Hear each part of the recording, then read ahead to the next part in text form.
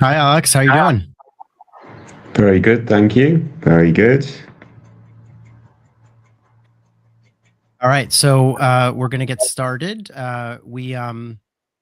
This is what our third or fourth one of these, Alex. So it's Yep. Ask Me Anything, and it's a, this is an exciting time of year. I mean, we just did a watch party last week to celebrate and basically provide news around people's decisions as they came in. So I'm hoping we have a mix of folks who join us today who are either celebrating good news from round one or looking at round two applications and wanting some advice. Obviously, it's a bit of a sprint. In less than a month, most of these round two applications are going to be due. I didn't tell you to prepare this in advance, Alex, but I'm guessing that you have a rough idea of when some of these deadlines are coming up in early January. I feel like most of them are, the week with some trickling into the following week, but it's gonna be a sprint and, we'll take questions from folks today, but do you have anything that you wanna share just in terms of, like, overall advice as to how someone who's applying in round 2 might wanna spend the next couple of weeks to be efficient? Yeah, I mean, fantastic week last week. Hopefully, some folks got some great news. Some folks got potentially put on the wait list. Some folks are planning a strategy for round two. It's going to be a bit of a mixed bag. But yeah, there was a lot of decisions coming out last week and the week before, and we're pretty much done now with the top schools releasing decisions. So folks should really know how their round one strategy has panned out to this point. And to your point, Graham, there's 29 of the schools we cover, 29 round two deadlines, or deadlines, I should say. A couple of them are round threes, but 29 deadlines in the first week of January, which begins that Monday. So folks, yeah, if you're targeting round two, time to get busy for round two. But Graham, we've got a question coming, so we might as well stick directly to the questions as they come in. I'll MC this time, lead the questions. I have that functionality back. Let you tackle the answer, and then I'll obviously add some color commentary. So Justin's asking, how can I get off the wait list from two top schools besides getting a promotion at work, retaking the GMAT or GRE? So what are some of the key strategies that folks should consider to sort of improve their profile to get off the wait list?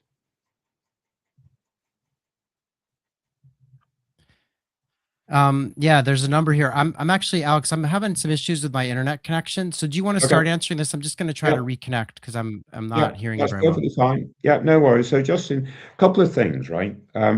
It would be useful to know what schools you're waitlisted at. Obviously, you don't have to divulge, but you could say M7, top three, top 16, whatever it might be. There are two reasons to be waitlisted, to be quite frank, right? So we're very frank in these live streams. One is you're on the edge and you need to potentially improve slightly.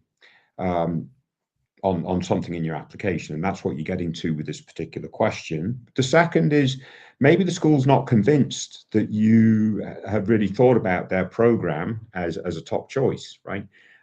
So they want to hear more about the sort of the why, them, etc., etc. So I treat those as two separate issues. I think the second issue you always have to keep reinforcing when you're coming back on the wait list with your response.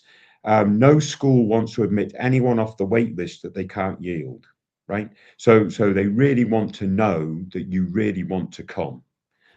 So I would certainly not to discount that issue, even if you don't think that was an issue in your application. Make sure you keep reinforcing that. But yeah, so what can you do? M7 top 10, very good. Thank you for that, Justin. So, you know, um, your test scores, if you have time, if they are at median or below, yeah, maybe there's an opportunity to increase there. And again, it's up to you. What scope do you have to improve those tests? And I would say this, especially if you'd waived the test, or if you took the EA, I might go say, look, you got to go take the GMAT or GRE. to show a little bit more seriousness to the process or whatever that might be. Getting a promotion or writing about some recent work experience, that's good. I would also potentially look for advocates to weigh in on your behalf. They might be advocates that are at the school, maybe they're alumni. But this is a chance to get maybe an additional, not a recommendation letter necessarily, but more of a sort of anyway, additional sort of letter of support. I think that would potentially go down well also. Graham's nodding, so I'm assuming the text fixed. Graham, anything else to add Yeah. to that question? Yeah, I think the main thing with the wait list is to know the rules, Yeah, that the school has, right? So you gotta follow the rules, and it varies quite a bit. So, Alex is talking about a letter of support from a current student or an alum. Some schools have, like, a really formal process for that, where you stop by this person stops by admissions or contacts admissions, and there's, like, a form they fill out if they wanna give support to someone who's applied. Other schools, frown on this and don't allow it, so you have to kinda know the school that you're, trying to get into. But I think the first thing is, just take a hard look at your file and figure out, like, well, why are you on the wait list in the first place?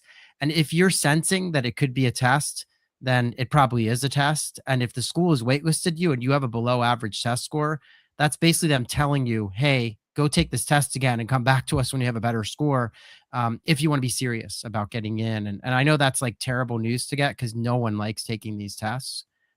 But it usually, I mean, a lot of schools will do it on purpose. They'll waitlist you and see if you make a move on that. And then if you do and you come out higher, it makes it easier for them to take you. But yeah, that's probably enough said on that. But yeah, I'm sorry that you're on these lists, and hopefully it works out. But I think I'm less convinced that the promotion at work will do much, to be frank. It doesn't hurt, but not every school is going to be super interested in that. Um, yeah, sometimes it's the counting stats that you really need to move the meter yeah. on. But obviously, if you have a promotion at work, it's certainly worth reporting. Yes, of course. Yeah, So absolutely. Yeah. bear that in mind. Okay, so we might return to waitlist questions a little bit later, but I'm gonna swap the question. For you, Graham, how do you decide? So this person's obviously done very well. They've got offers from M7. So to remind everyone, in terms of we're using these acronyms, M7's Harvard, Stanford, Wharton, Sloan, Columbia, Chicago, and Kellogg. So that's what, the top 7 programs, basically, or top 10 if they're offering some scholarship. What sort of considerations would help you make that decision? So I'm thinking Graham might have dropped off a little bit. So this is a really interesting question, and it really gets down to your goals and the impact that you think M7 versus top 10 might have on your goals and on your future plans and so on and so forth. So I would bear that in mind. I think it also depends on your risk tolerance for taking on debt. Obviously, well, not obviously, and some people obviously have more resources than other people. That's just the nature of the way the world works, and obviously the size of the offer from top 10. So if I'm thinking top 10, I'm thinking Yale, Haas, or Tuck, probably, versus those 7 schools in the M7. For many careers, those top 10 schools will get you to where you want to be. But there's no doubt the higher the sort of tier of the school, what are you getting from that? You're getting a stronger network all around, most likely a larger network all around, and potentially some more star faculty all around, and more peer students of a slightly higher caliber all around, right? So that's what you're giving up by taking top 10 and the scholarship versus potentially an M7. But we will have, and if you go to Decision Wire on our site, I think it's a really, really good resource. And you can, do a search on the schools that you have admits to and see how other folks made those similar decisions, or post your entry on Decision Wire to get the feedback from myself, from my colleague Elliot, potentially, Graham, and some other folks potentially to help you guide. But the answer, there's not one right answer. Like if you, let's say you got Yale and $50,000 scholarship versus no scholarship at Kellogg, for some folks, Yale's going to be a better choice. For other folks, and again, depending on their career aspirations, their geography aspirations, and a variety of other factors, Kellogg will be the better choice. So it's not a one size fits all, but I would really drill it down to what's the impact in my career, both short run and long run. Is the M7 providing me more access to, let's say, MBB recruiting, if that's what you're seeking, and so on and so forth. So hopefully that helps. If not, feel free to post again. Let's just go over to this question. Haven't read it yet. Hopefully it makes sense. Will, hey both, will in an admitted student event for Emory right now, so we'll be coming in and out of the session. Absolutely fantastic. And I think Graham knows that Emory is doing admitted student sessions all week, etc., etc. Why are they doing that? I don't know. But Graham, you chatted with the Emory person live during last week's live session, correct? Yeah, that's right. And yeah, they have a whole like bonanza of activities for people who've been accepted, and that's great, Owen, that you're hanging out there. If that was Owen, I can't remember who left that Yes. comment, but Yeah. um, Owen. yeah, So yep. two of these sessions ago, Owen mentioned they're applying to Emory, Darden, Tuck, and Stern with a waiver. They got into Emory, Tuck, and Darden, and this is with a waiver, Graham. So should they take the test and double down on round two? Because it sounds like the rest of their profile is probably pretty strong. Boy, I mean, some of these schools are really fantastic schools, so it's sort of, there's this temptation to sort of let things be. But you do wonder, like, are you thinking like sort of an M7 application in round two or something? Yeah, it's a free hit, and if you come back with a test score that's very competitive, you might get some money at Tuck or Darden. So yeah, it looks like we might have lost Graham again. Anyway, the point is, this is super interesting, Owen. The question is, are you satisfied with these results, or do you think there's scope for improvement if you did go take the test? Because the schools would prefer the test. There's no doubt about that in my mind. Graham, we lost you a little bit there. Are you okay? Oh, every time you blink, we lose you. Yeah, Never mind. Yeah. yeah, Yeah. there's So, something all wrong right. with the internet connection here. I apologize to everyone who's joining us, but yeah. Yeah, no worries. So, what if you got the wait list with a high test score? Okay, so obviously, if you've been placed on the wait list and you have a high test score, the test score is not the reason why you're on the wait list. So, let's say you've got a 760 on the GMAT and you're on the wait list, and you think, you know what, I could really probably get a 780. I don't know. That's where I'd spend my effort. I think then it might be something to do with maybe the school sense that have you truly articulated why their program is a great fit. So reinforcing that's really important.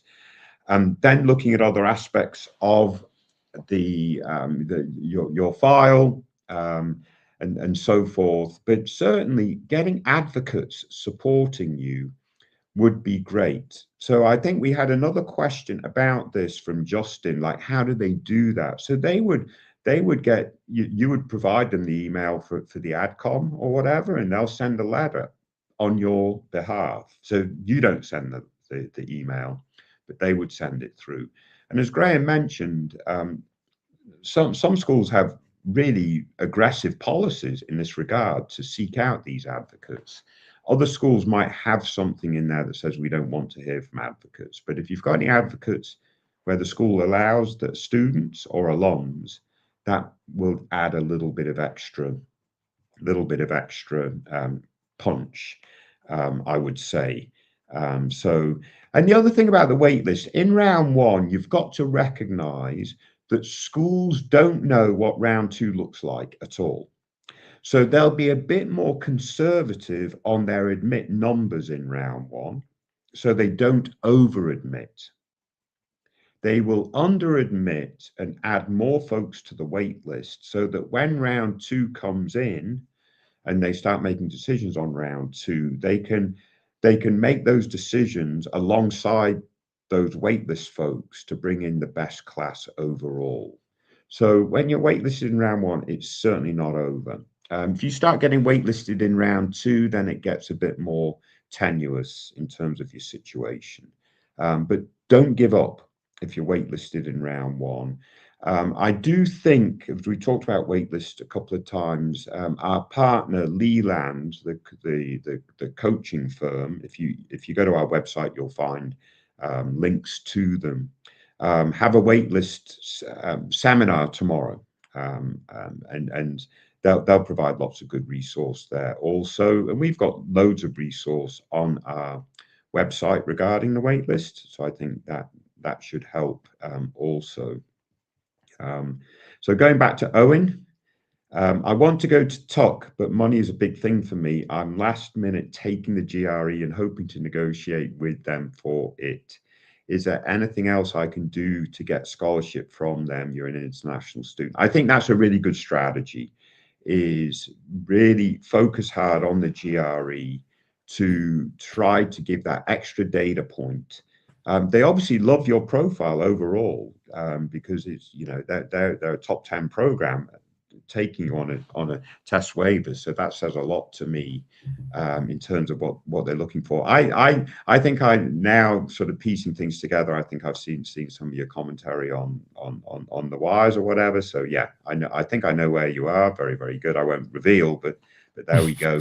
But yeah, I think that's your biggest hit, is to get the GRE score and then see if you can do some negotiation. Graham, I see you're back. Any thoughts on that? Yeah, I just wonder, so they got this Owen got no money at Tuck, or Yeah, Darden, but then this, like, a large scholarship at Emory. I do wonder, like, I guess, is it enough to just take the GRE, or I mean, you kinda think they need to hit it out of the park to be able to yeah, yeah, come and make a compelling yeah, case to Tuck. yeah, I do wonder what will happen. I mean, yeah. But if they obviously. came back with a 330, Mhm. that's compelling, right? Yeah, and said So they have other yeah, offers, and yeah. if they come back with a 320, they might as well have waived the test, right? So, which is what they've done. So, Yeah. yeah, I mean, I guess the guidance is, oh, and do as well as you can. And if it means putting off the GRE for another week or two, just to really fine tune that prep. Just imagine if getting that GRE at 330 yields a 50,000 scholarship at TUC. I'm not saying it would, but imagine it did. That's a pretty good return on a couple of weeks of work's investment, right? So you got to think about it like that, right? So it's definitely worth taking some time off to put some effort into this, I think. And or you might get more money at Emory, right? So yeah, yeah, It won't hurt to take the no, test, and if a good result comes in, and I guess the only other thing would be if money really is the focus and they're not happy, with the amount they've gotten so far, they could apply to some additional schools with a great score in round 2 or something, but yeah, yeah, it's tough. yeah. I get there, Owen already's holding, some pretty good good offers, so that's a little challenging, but Yeah, but I would say go M7. If you get that 330 on the GRE, go M7. So mm, you're upping the game a little bit, um, and so forth. Um, mhm. anyway, very good. So we're back to the person I think was debating between M7 and top 10, and they're exploring between consulting and investment banking, but inclined towards consulting. And these are two heavy hitter industries where the better the program you get into, i.e., M7 versus top 10, the more access you'll have to the MBBs or the bulge brackets or whatever it might be. I mean, that's just the way the world works. Any quick Mhm. comment on that, Graham? Yeah, I mean, I think what I would do is I would get into the nitty-gritty of the stats. So if you are leaning consulting, we have this amazing article up on the site about particularly about MBB placements, kind of historical data there. And you can see, not all schools are created equal, even across the top 10 when it comes to specific disciplines. Right. Yeah. So I think, it's worth doing that digging. Do we know if there's scholarship involved here, or no, we just know this person has an M7 The and a top 10 scholarship at offer? top 10, no scholarship at Oh M7. yeah. Yeah, Classic. yeah, yeah, yeah. Yeah, Um, that, I mean, that's yeah, the way it works, right? I mean, then you know the AdCom is doing an efficient job. The higher tier school knows scholarships to the lower tier school. And that does yeah. often become the case. But this is a very good question for you, Graham. How soon can you start negotiating scholarships? Also, how does one negotiate without having a competing offer?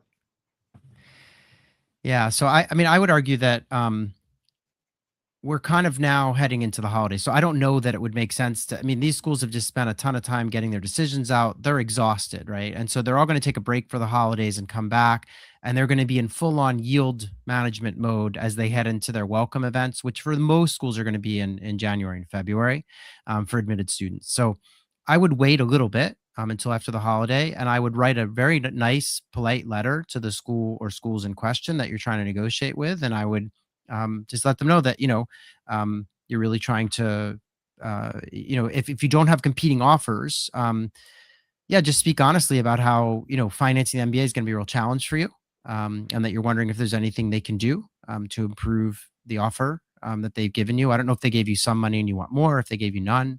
Um, it is, I mean, this is something, I recently had a conversation with a number of schools about this, and the landscape has changed so dramatically in the MBA universe to the point where when Alex was in admissions at Wharton, when I was going to business school, most people just didn't expect to get any scholarships, but it's become this kind of arms race with schools giving out more and more.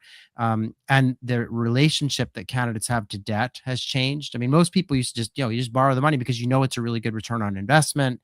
And there was this like general certainty around the value of the degree. Um, but things are different now and you can negotiate. I will say you'll have a much easier time negotiating if you have a competing offer from a school that school in question feels threatened by, and that they're giving you money. When you don't have that, you have a lot less of a leg to stand on. Even in the case of Owen, if we think about Owen going to Tuck and saying, "Hey, I have $65,000 from Emory," I mean, Tuck and Emory, they're in slightly different tiers, right? So they're not going to necessarily feel that threat. They might argue that, oh, that's the cost, that's the differential in value or something. So it's tricky, to negotiate when you don't have competing offers, ideally in the same tier. Yeah, yeah, no, completely agree. I mean, if I'm negotiating scholarship, there's a couple of things I would bear in mind. One is, as Graham said, is I think it's more about, the trying to come up with the argument is more about cost, right, versus the value that you're getting from the program itself. I think you need to, and I'll just get Graham's comment on this actually, because I've always thought this: if you're negotiating with the school, I think you need to commit that you're going to that school if they come back with that offer, right? So I think you need to go all in, not just negotiate with every school that you can to see who's going to you know come back to you, but really be genuine and authentic about the negotiation process. Go in, with the cost of living thing, but saying, look, you're my best option. I know that, and I really want to be there. And if you can come some way to closing this gap, I can make it happen. And then make it happen. Don't back off. Any thoughts on that, Graham? Yeah, as you said earlier, I think, there's a real value in a school knowing that they're going to get you, and you were Yeah, referring to the wait list, but the same thing yeah, applies here. They want to yield to the candidates they've admitted, and so to the extent that you can say, "Look, I will come, but I need a little more from you." yeah, yeah, And so, yeah, but keep in mind, I should mention there are a couple of schools that don't negotiate. So obviously Harvard and Stanford are needs based, so there's no wiggle room there. They just base the amount that you get on what you're able to pay. And that I actually there's something, kind of interesting about that in the sense that, if you have a ton of savings and you have the ability, then they're not going to give you a free ride. Um, but there are other schools that don't negotiate. Like I believe Wharton might be one of them, where there's just, the what you get is what you get. They're not going to budge off of it. So, yeah. And then there are um, some schools that say they don't negotiate, but they do. That's just the perhaps yes, reality. And yes, and I don't think there's any harm in negotiating. The school would just comes back to you and say, we don't negotiate, right? So yes. That's they're one of the not going to big, rescind yeah. your offer. right? Yeah, that's one of the big fears that people have, right? Is this idea that, "Oh, are they gonna tell me, 'No, we're not gonna give you money, and you can't come anymore,'" you know? Yeah, It doesn't yeah, work that way. But as long as you're yeah, but polite, yeah, you know, exactly. Always be polite about the process, etc., etc. So, you don't okay, need that's very right. good. Yeah, Um, let's have a look at this question here. So it's a different tangent. How do you feel about Yale for tech recruiting from a non-tech background? interesting. I don't have the stats in front of me, but I know that Yale sends a good number of people into all of the 3 kinda classic fields, tech, consulting, and finance. More so into consulting and finance, if memory serves. Obviously, that proximity to New York, but there are a ton of tech companies in New York too. And I think that if you're motivated, you can make it happen. I mean, I don't.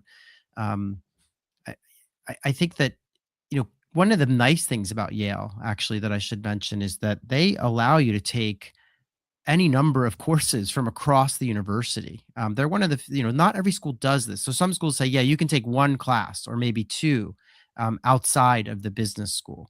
I believe at Yale, there's like sort of no limit on this front. And so if you wanted to, you could probably take some tech related courses that might, make you sort of ready for this type of role and certainly be a good signal to the companies that you're recruiting for. I mean, I will say that these companies are trying to hire managers, so even if it's Amazon or Google, it's not like they're hiring coders out of MBA programs. So I mean, I guess they want people to have an understanding. But you could probably do that by taking a couple of classes while you're in the program that are Yeah. outside of the business school. Yeah, I wouldn't even wait to start the program. I'd learn a bit of You could take them Python now. now, Yeah. do a bit of vibe coding, start building up your resume now and show that aptitude. I think that's really, I do, even if you're going to be a manager, you've got to talk the language of the tech folks, right? So I think the more you can do that now, which you can, there's so much access on the internet for you to do this stuff. I think that would be very good. Okay, very good. What does it mean to get waitlisted pre-interview for round two? Now, I'll just preface this by saying this is a reasonably new status, probably of about 5 years of existence now, maybe a bit longer. Maybe I've just been in the industry way too long. But we never used to do this, right? You either got an interview or you didn't get an interview. If you didn't get an interview, you weren't moved forward. But whichever school decided, no, we're going to waitlist folks without the interview and play that game too. And then those folks are effectively reviewed alongside the round two folks prior to coming up with the round two interview invites. And then those round one waitlist folks either get the interview invite then, or they stay on the waitlist or get removed. Anyway, I've waffled on long enough, Graham. What do you think of that? Um, yeah, I don't like this status very much, but I think what's going to most likely happen is they'll get an interview in round two. I mean that's I think you might need to demonstrate and figure out what's ailing your candidacy, um, and take some steps to increase your odds for an interview. But usually, what would happen is you might get an interview in round two and then move through the process. But it's challenging to be in this situation, and I recognize that it sort of creates different classes of citizen within the kind of wait list because there's people who interviewed and got waitlisted, then there's people who didn't interview, so you're kind of in the lower rung, um, which can be Yeah, challenging. yeah, you have to be I guess interviewed to it would get depend on what admitted. we think might Yeah, be. Yeah, yeah, and also what's leading to that? Like, why did they end up what do we think, led yeah, to the issue? Like, yeah, why were they not interviewed? yeah. Yeah, no, that makes sense. And folks, please put any questions that you have into the chat. We're going to try to get to every question that we can along the way. I'm trying to make sure that we do that. So let's have a look. We'll go back to Owen because we've been studying about this GRE. I've been studying for 2 weeks now and plan to sit it on December 30th. So that's 6 hours plus a day prep. For round two, seeing as I got into talk, I was thinking if my score is average, then HBS Kellogg Booth for consulting. When you say average, let's say 330, 328, 330, right? Not a 320. What do you think of that HBS Kellogg and Booth for consulting, Graham?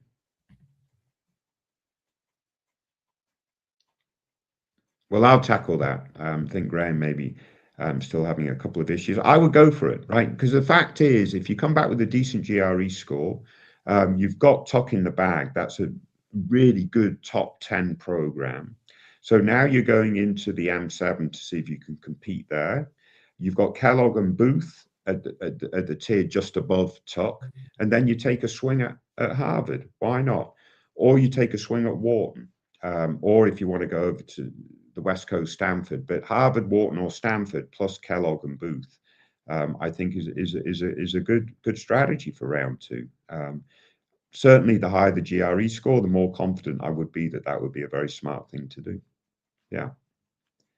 Um, okay, so hopefully that makes sense. I'm going to move things along, and we're running low on questions, so folks, please pop them in. Got waitlisted to 3 M7 and accepted to 1 M7. Can you negotiate afterwards if I convert any of those M7s with ones that I got accepted already? I assume you can. I mean, as Graham says, I wouldn't negotiate before the holidays anyway. So you've got plenty of time to think about that negotiation. But getting 1 M7 is absolutely brilliant. Very well done for that. And hopefully, because you've got admissions to 1 M7, clearly you're competitive for these folks. You've just got to try to figure out on those wait lists what's the particular issue that doesn't just get you over the very top.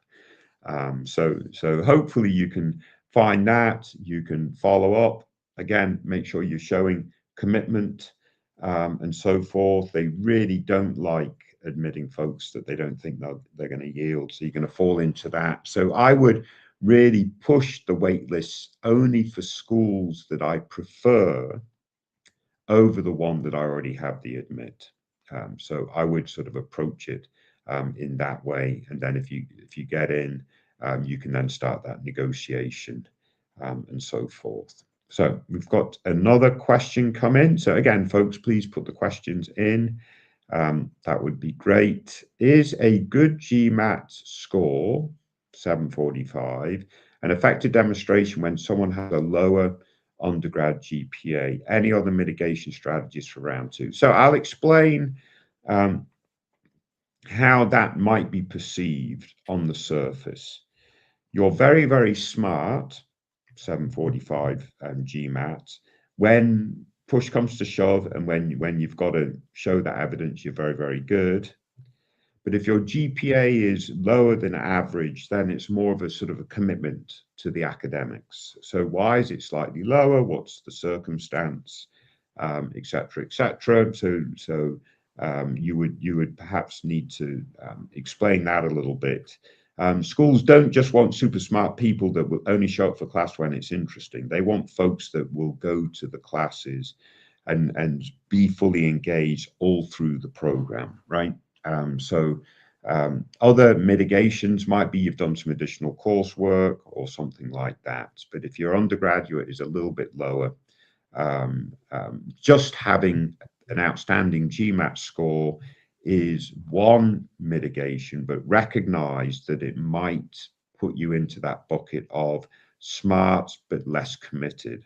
So you need to show that commitment too. Would be my advice. Graham, I see you back. You got some thoughts on that? Yeah, so I mean, I would love to have context. So 7 out of 10 suggests that this is a GPA from India. And I don't know if it's from one of the IITs or IIMs, in which case a 7 out of 10 is pretty darn good.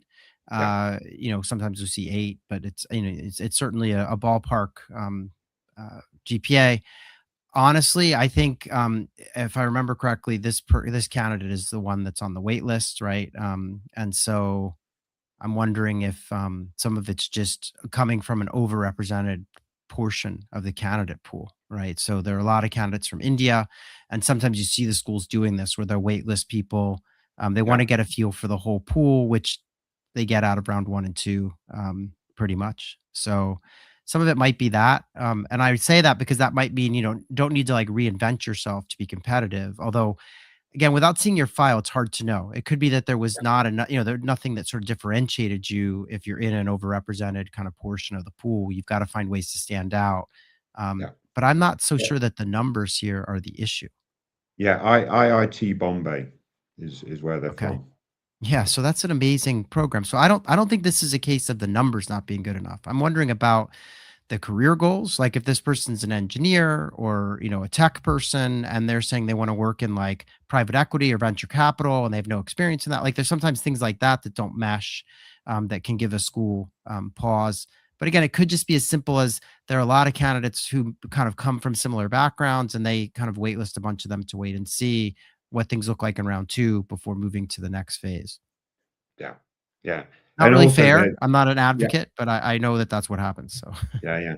And also that obviously asking about strategies for round two rather than only just waitlist strategies. So yeah, I mean, just hopefully, I mean, a 745 GMAT is fantastic. So yeah, no oh doubt yeah. that I that will help. I would be I mean, with these raw numbers, I would think, round 2 should be Yeah, there should be a lot of possibilities there. So, yeah, but know that you've gotta find ways to stand out. yeah, yeah. So back to Owen. I'm actually enjoying this conversation, to be quite honest. I'm not sure what they're doing with the Amory welcome weekend or welcome event or whatever that might be. Thank you. I'm just trying to create my strategy, so it's all good. If I get below GRE, like set 320, could I submit applications and then continue studying for a month and submit a new score? Why not? Yes, just go for it. As long as you submit those new scores before they make those interview invite decisions. So try to get a sense of what dates that's going to be. And for Wharton, I can tell you that'll be February the 20th, right? So maybe by February 10th, I'd have that new GRE score submitted.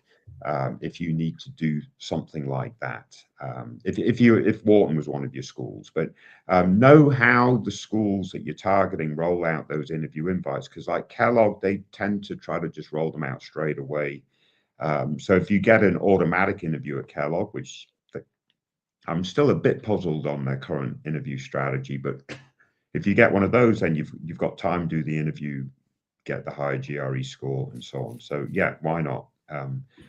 The 320 GRE score might not move the needle at all in the scholarship negotiation from your round one schools. So you might keep mum about that, but certainly strategy Yeah. for round two. Yeah, and I think almost all schools will take a new score, even if they're partway into the process. There are some that don't. I want to double check. I think HBS doesn't like to get additional materials as you once you've applied. I Yeah, could be wrong though. But I would check the rules. The point is, yeah, know the rules of the schools that you're looking at because not all of them allow for this. yeah, but only very few don't, and it might Right. just be Correct. HBS. Yeah. Most schools will beg you to send that higher GRE score because Hmm. for them, it's a win-win, right? Oh wow, here's a profile that looks really good with a modest GRE. Now they've come back with a great GRE. They've got a good profile. We definitely want to interview them, right? So the schools want that, right? So yeah, HBS might be an outlier there, but the majority of schools will be very delighted with a new GRE score. And Ooh. just to follow on with This Owen, one's and tricky. I'll let you tackle this one, Graham. If I do deposit at Tuck and get more scholarship in round two, would Tuck be open to renegotiate? Like, how does all that work? I think we We start to get really into a love little bit of Tuck, by the way. Yeah, yeah, but I think we're starting to get into a little bit of a danger zone with this kind of thing because yeah, if you deposit at a school, um, I recognize sometimes people deposit at a school and then they get an offer from a school that they had wanted to go to all along, and that yeah, first school was maybe a safety, and so they abandon the deposit and they go to the new school. But the idea that the school that you deposit at, you're going to come back to them and say, by the way, since I deposited at your program, I went ahead and I got an offer here and they're giving me more money. What can you do for me? That starts to get, I think some schools will be pretty annoyed by that. I don't know that I would recommend that approach. I feel yeah, like once you deposit, you're kind of saying I'm coming. And so for them to turn around and say, well, actually, I didn't mean it. It's contingent on you doing more with the money. So that's more challenging to me. I don't know what you think, Alex. It feels like it kind of goes against the Tuck ethos a little bit, but I don't know. That's yeah. just me. I think I would agree with that, but with one caveat, which I think you sort of mentioned, but to be clear, if you get into Harvard in round two and you've deposited at Tuck, go to Harvard, right? And that's I mean, there will be a few people that still want to go to Tuck, so be that as it may. But if a top M7 comes after you in round two, and you've already deposited somewhere in round one, that's fair game. I mean, schools know that of those that deposit, there's going to be some melt, and the reason for that melt is for a case like that. Is that fair, Graham?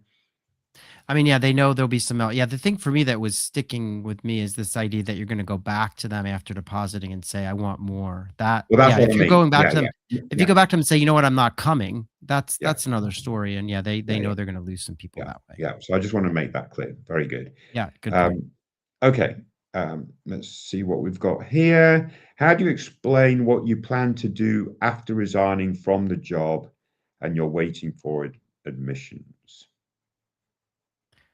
This this implies that you're resigning before you know whether you've gotten into business school, which I don't really recommend.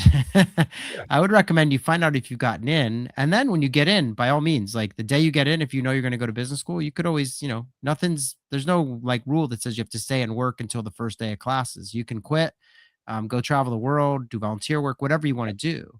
I think it would be dangerous though to quit before you get an offer, because in theory you're applying saying you work at this place, and if a week after you apply you're not working at that place, technically you would need to tell the committee to update them on what's happening. So I don't know if they mean that. Maybe they're thinking waiting to matriculate, yeah, but I don't know. yeah, Obviously you don't yeah, know anything to the committee once you're admitted and you deposit. A lot of people, yeah, they quit their job in the spring, they go off for a couple months, or they take a Python course, or they learn a yeah, language, or whatever they want to do. They do some of these pre-MBA internships. But I don't recommend resigning from your job until you have the admissions offers in hand. yeah, yeah. No, I think that's a very fair point. And you said you take a Python course or go learn a language, Graham. Well, geeks will tell you Python is a language. So there you go. It's not an Oh and yeah, I meant a course. language yeah, yeah. Yeah. Yeah. Here's a really interesting question. Is it tough to get scholarship after being waitlisted at M7? It's an uphill battle. I will tell you, do a search on Livewire for waitlist admit or something like that, and you'll be surprised to see some of the folks that actually got admitted off the waitlist and with a scholarship offer. I wouldn't say it's everybody by any stretch, but just because you got waitlisted doesn't mean to say that when they admit you, they might not find you really attractive to provide that extra incentive, which is the scholarship. Why is that? For, there are some folks on those wait lists that are simply on the wait list because the schools aren't convinced that they're really a strong choice in the mind of the candidate, right? So they've gone through the waitlist process, they've convinced the school they really want to be there, and the school, likes everything else about them and admits them with a scholarship. Yeah. Yeah, it's interesting. I think yeah, it's rare, but it happens. I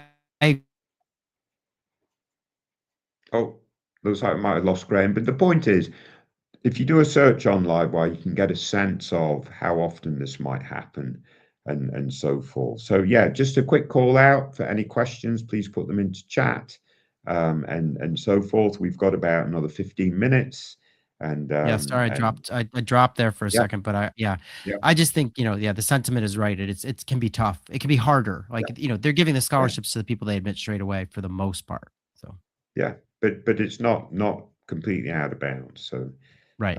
very, very good. If we get waitlist and you have a deposit by February, you will have to renegotiate. So if you get a wait list and you have to deposit by February, is that two different I'm schools that you're guessing it's talking like about? I would imagine they're like, "Oh, I might have to deposit somewhere, but I still wanna Yeah, hang on to this wait list," right? I'm yeah, guessing that's the yeah. case. Yeah, and in those Um, cases, that's an example of maybe someone ultimately deposits, then gets off the wait list of their really desired school, then they matriculate at that school and give up on the Yeah. deposit the school. I mean, it costs money, I get that, but that's the way the process does work. You might be I able to ask for a bit of an extension on when you submit the deposit. Um, they may well say no, but there won't be any harm in asking, I should say. But yeah, these are reasonably common problems that candidates do face.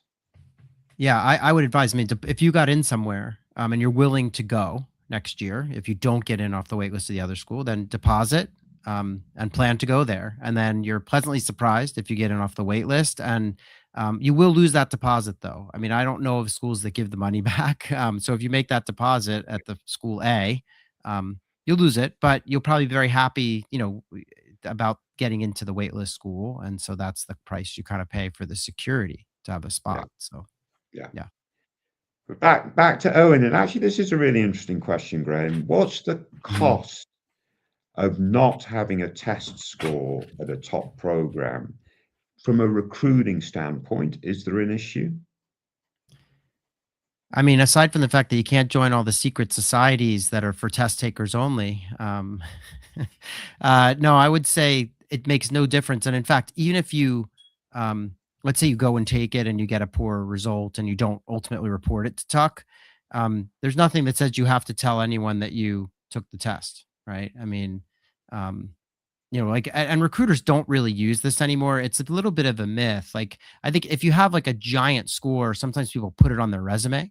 Um, but I don't, it wouldn't be a big deal, I don't think. If you're going through the recruiting process, you have good grades at Tuck and the recruiter, were to ask, you can just say, "Oh, I didn't take the test. It wasn't required for admission and I don't have a score." Um, yeah, I So, don't really think that they're using this very much anymore anyway, but yeah, because it used to be, right, consulting and investment banks might look at the they would score ask.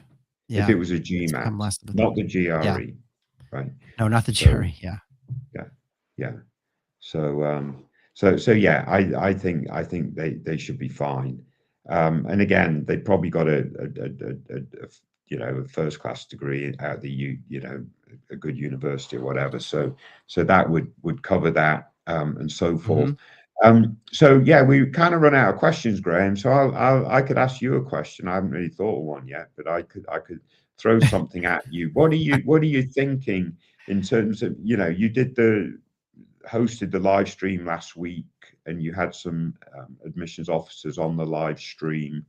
During what do we call decision weeks or decision days or whatever.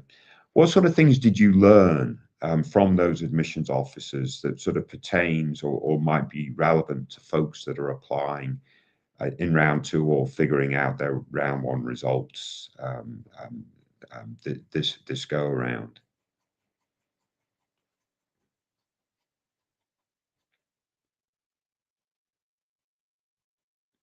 Guessing that means Graham didn't learn anything, which I know is not true because he had a great session and some great guests. But Owen, that's good to know. As an international, I know a bit less about the influence in different cities.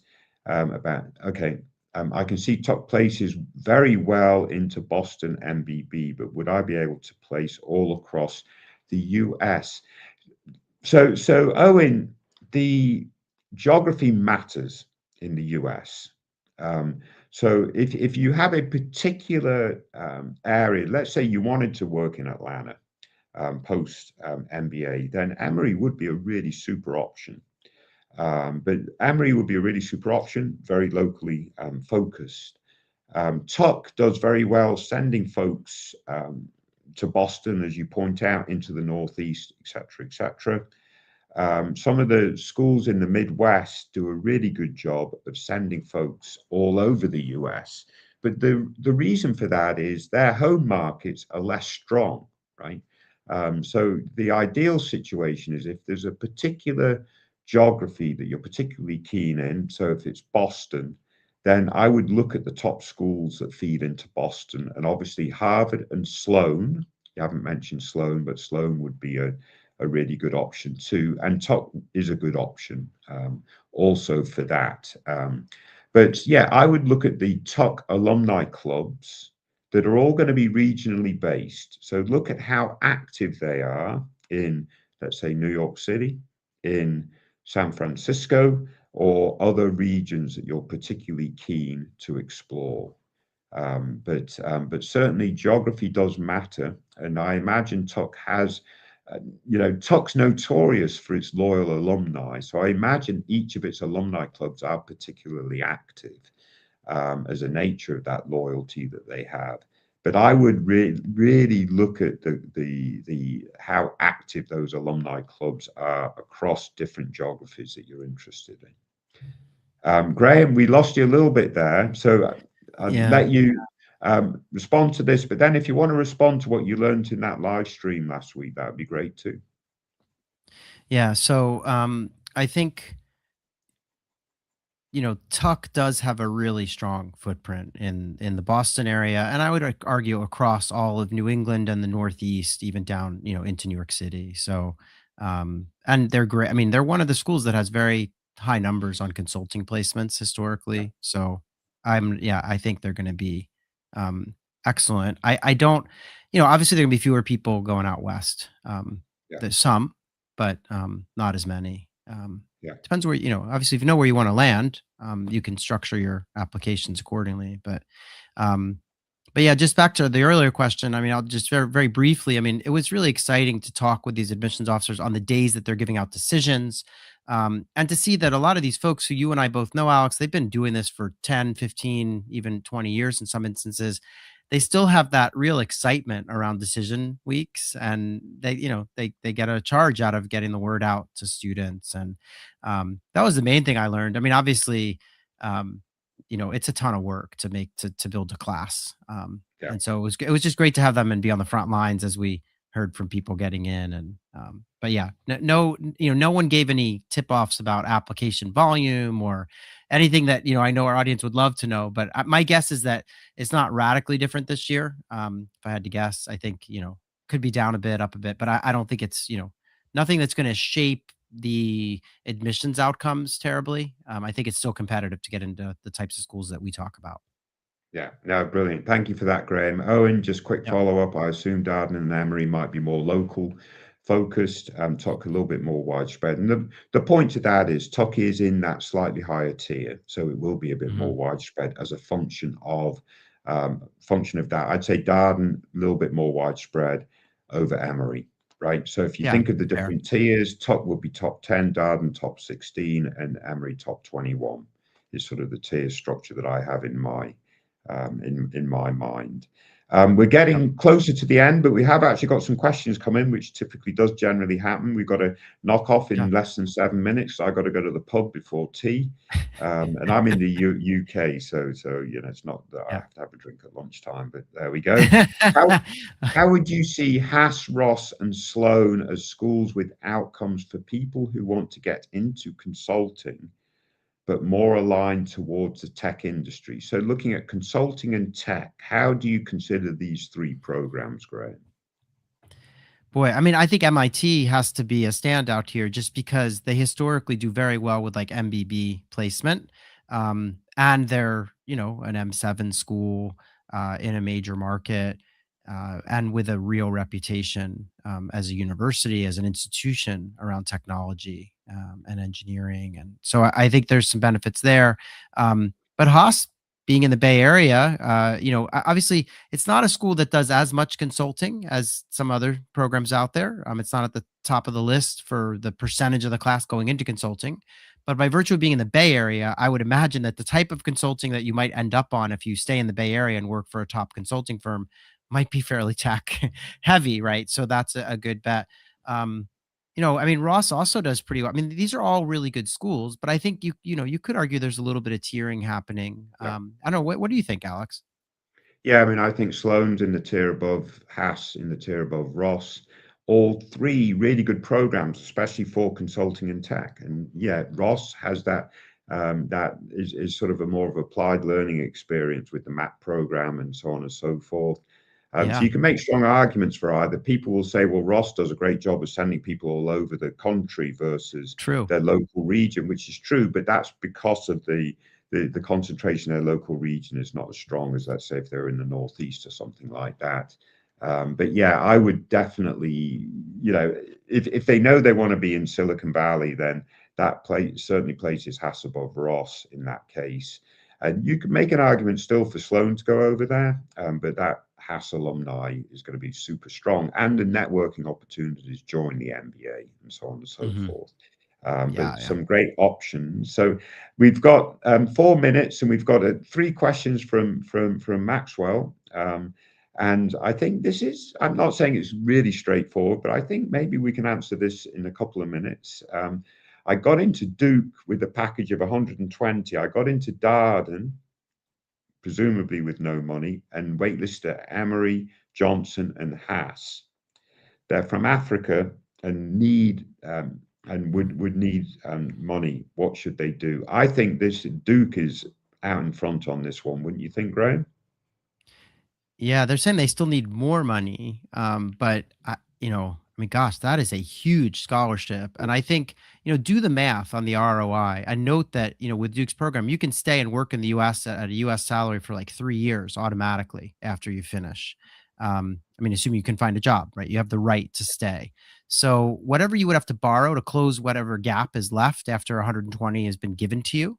Um, I would think you could probably pay that off in 3 years working in the States. I recognize that if you're gonna go home, immediately after the MBA, earning power is less, et cetera, right? But I think, most people would jump at the chance, to borrow money to go to Duke and pay whatever else you're gonna need beyond the 120, which sounds like a full tuition scholarship almost. So cost of living expenses, basically. And yeah, I mean, the ROI in the MBA is fantastic. That's why people do this degree in the first place. And I just want to remind everyone something we talked about earlier, like 10, 15 years ago, most people didn't get much scholarship at all. It's like been a real like arms race, and schools are giving out more and more, which has led to the market saying, "Oh, I want money. I need money to go to business school." But if you look around and see what MBAs do after business school and how much money they're making, you can quickly figure out that this is a good investment. Yeah. So I would take that money from Duke and run with it. I mean, that just seems like such a great opportunity. You have a KPM. I mean, this person worked at KPMG, has a 330 on the GRE. They will get snatched up by a McKinsey or a top consulting firm if that's what they want to do, and probably to work in the States because they can work for 3 years automatically after the MBA. Because I think Duke is one of the many top MBA programs. I think all of them are STEM, right? So that's my take, Alex. I don't know if you have another point of view on this, but Yeah, and then they're asking, should I apply for round two for good funding options? Well, if you're looking to get more money than what you already have at Duke, which again I think is a good package, then you've probably got to look at a tier lower. yeah, But even in that case, you're waitlisted at Emory, so that would be in that sort of next tier. So that's a little bit confusing. Maybe you didn't do as good a job on that Emory application, convincing them that that's a really good option for you. But Emory would have been, I would think, actually quite a good option based off of your profile. But yeah, I think that 120 at Duke is a really good option yeah. at this point. Owen has said thank you. They're going to join us again. That's very good. And our final question, we've got a minute, Graham. How would you Okay. see a candidate with a 334 but a low GPA, not from IIT, but a great professional career in safety and sustainability? What are my chances, M7 or top 10? The thing that I would ask initially is, are you applying in round two this season versus round one next season? Because that does make a Mhm. difference. If you are from India, and I'm just making that assumption based off of you explicitly stating you're not from IIT, but 334 with a lower GPA, Graham.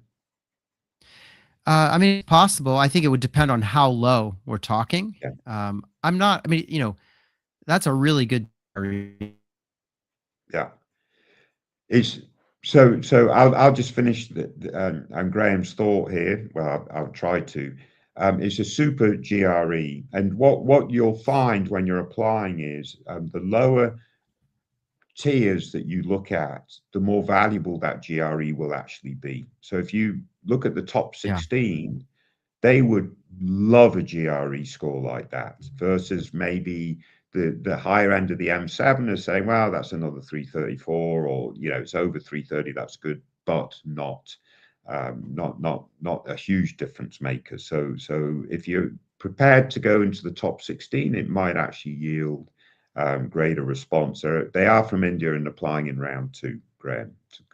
Yeah. So, I mean, I think, just roll the dice, see where it goes. Yeah, Hopefully they studied something challenging and yeah, can have a good explanation for the lower yeah, yeah, score. But yeah, Alex, the last thing that we should do that we didn't really talk about before we came on air today, is pick the date for the next one, which I'm going to just throw a date out there and say maybe we should do it on the 20th or 27th. What do you think yeah. 27th, of is that the fourth Tuesday? yeah, I think that's the fourth Tuesday, Yeah, yeah, 27th. So why don't we do it yeah, then? yeah. Sounds good. All right. Appreciate everyone asking all these great questions. And I do want to apologize. I had some internet connectivity issues this week, or this month on the live stream, but we'll be back. It sounds like on January 27th at noon Eastern, as usual. It's the fourth Tuesday of the month. We just did this one early because of the holidays. I do want to wish Yes. everyone a very safe and healthy and happy holiday.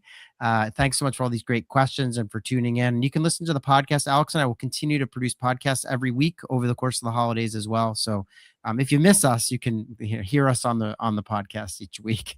Alex, thanks for running the show today. Appreciate it. Yeah, very good. Always good. Best of luck, everyone. Take care. Thank you. Cheers. Bye bye.